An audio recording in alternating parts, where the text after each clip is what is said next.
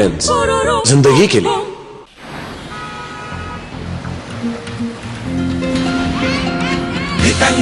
बोले ये मादोले तंतोले. It's the Great Kolkata Shopping Festival. Get fabulous discounts, offers and assured gifts with every purchase. So start shopping and win flats, cars, foreign holidays and loads of exciting prizes. December 24th to January 22nd, the Great Kolkata Shopping Festival.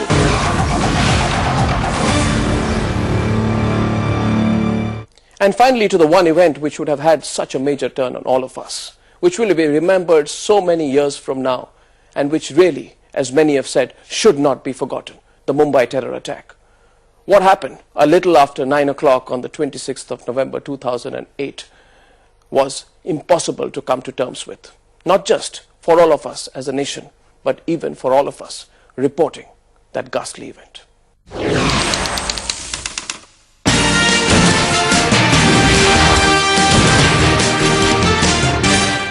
Big breaking news coming in, reported firing in Mumbai's South Colaba area. It's reportedly an incident that's taken place outside a very popular cafe.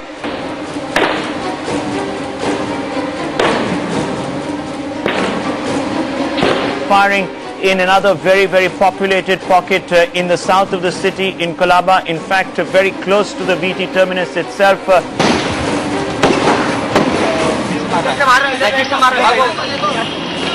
I was anchoring the 10 p.m. news bulletin when news started coming in of firing in multiple locations in South Mumbai. The first breaking news came in of gunshots being heard fired at the Leopold Cafe, and pictures came in soon after. It was a gory sight indeed.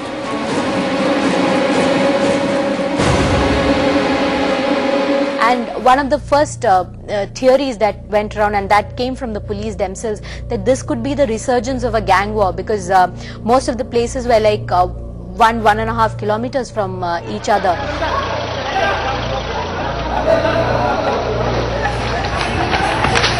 Devesh, what information do we have on what's happening near the CST? What explains this firing? Well, around the reports that has just come in is that 10 minutes back there was a firing near CST station. जैसे ही मैं VT station पे पहुंच गया, I was very shocked. There was some firing going on and pin drop silence and police was roaming here and there. अपना वहाँ पे camera man reporter तो कोई नहीं था.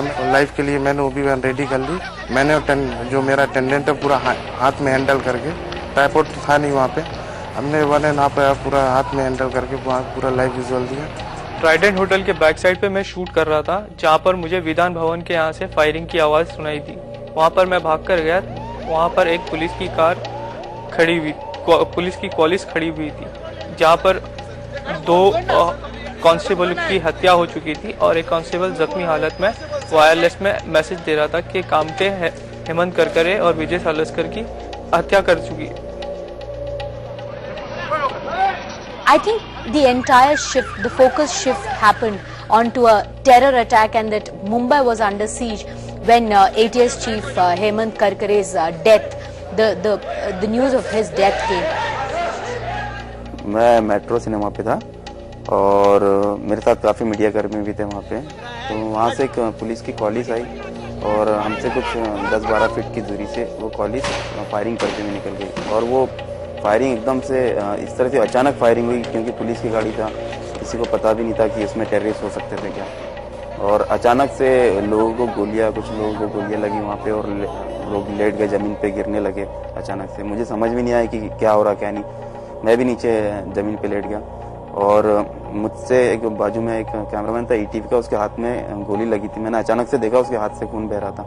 मैंने उसको बताया कि अरे तुम्हें गोली लगी है, और फिर उसको उठा के लेके गए हॉस्पिटल में. And I remember taking my office car, and we reached Marine Drive, and it was absolute silence. I've never seen that portion of that side of Mumbai to be so silent at about 11:15. And when I reached the Trident, there were police vans, there were fire tenders, and there was absolute deafening silence. I started walking towards the Trident, and as I got closer, that's when I heard the first bout of gunfire. And the initial reaction, the obvious reaction, was to duck for cover. but that's when it stopped. It lasted for about 30 seconds, and I moved away from it, and I went to Kiran, our camera person there, and he had just come back from the backside of the Trident Hotel, and he told me that he had actually seen some of the people, whether they were hotel guests or they were the terrorists inside. We didn't know at that point, and he had seen them rustling curtains in some of the rooms in the Trident Hotel, and that's when the enormity of what was happening in front of me actually hit me.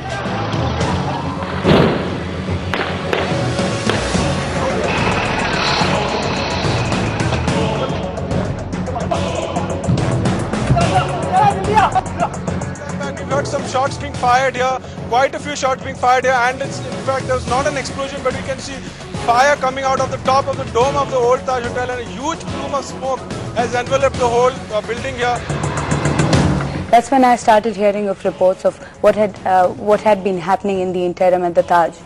And I was told to go to the Taj because we didn't have as many reporters there, and we weren't getting enough information from what was happening there. So I rushed there. My first picture, my first image of the Taj was the dome was up in flames, the central dome, and it looked so eerie. It was straight out of a Hollywood movie, the way I saw the flames engulfing the Taj, and I saw these fire tenders with their snorkels trying to put the fire out. I was facing the front facade of the Taj, and I looked up, and that's one image that's never going to ever leave me. It's probably going to haunt me for the rest of my life. Was I saw these women. There were probably children with them. There were men inside. They were looking out from the windows. I could see flames behind them because I could get that kind of a feeling, and they were thumping on those windows. And I looked up, and I felt completely helpless. But those pictures really was the beginning of that trauma, that horrific experience at the Taj, and it went on for God knows how many hours after that. But that one image, that one lady, and even if I shut my eyes now, that one image just keeps coming back to me. Arnab and I had been anchoring for over 8 hours continuously through the night, and on Thursday daybreak it became very clear that the event was now localized to gun battles in 3 locations: the Nariman House, the Taj and the Oberoi Trident complex.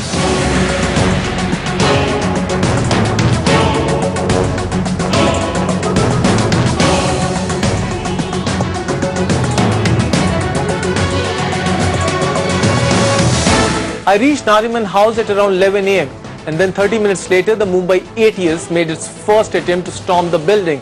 An operation that was aborted shortly after militants fired indiscriminately from their AK-47 assault rifles.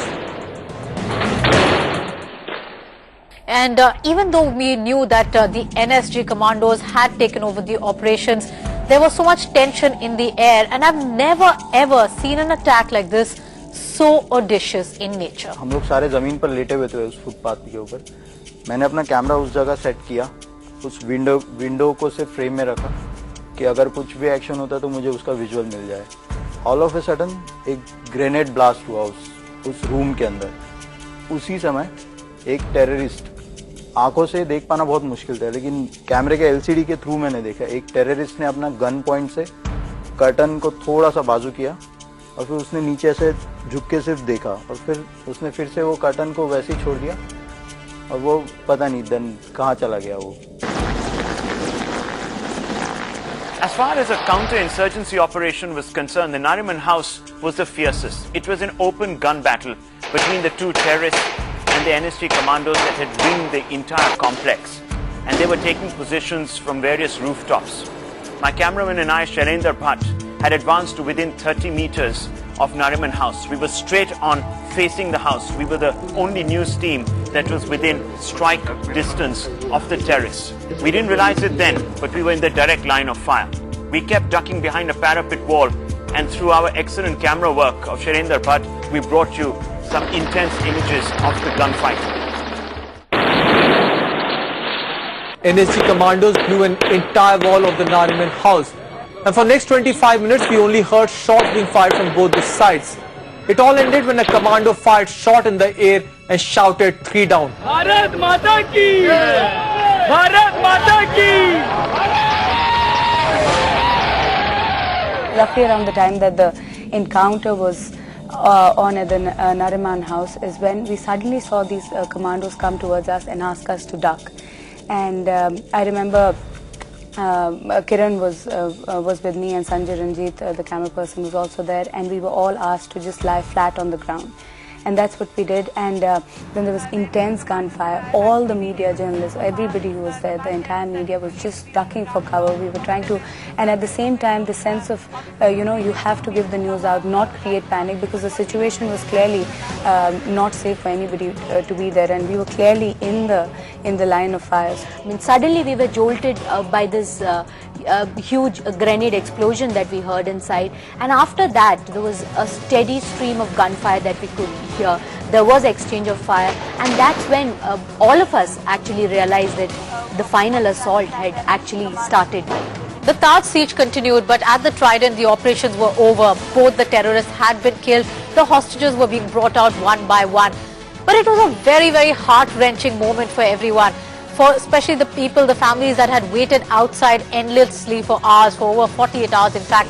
And as they saw their loved ones emerge, tears of joy rolled down their cheeks. But for some families, they were not so lucky, and a pall of gloom was over the entire hotel.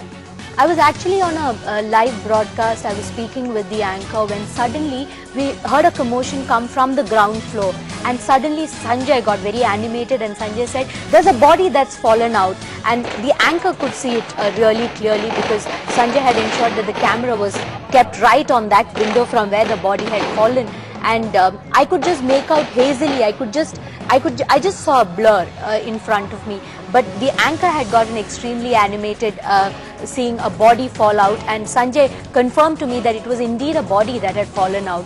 Suddenly we saw all these commandos, the police commandos, NSGs, marine commandos, all the security personnel that were there. Their body language just told you that the operation was over. It's been 62 hours that are possibly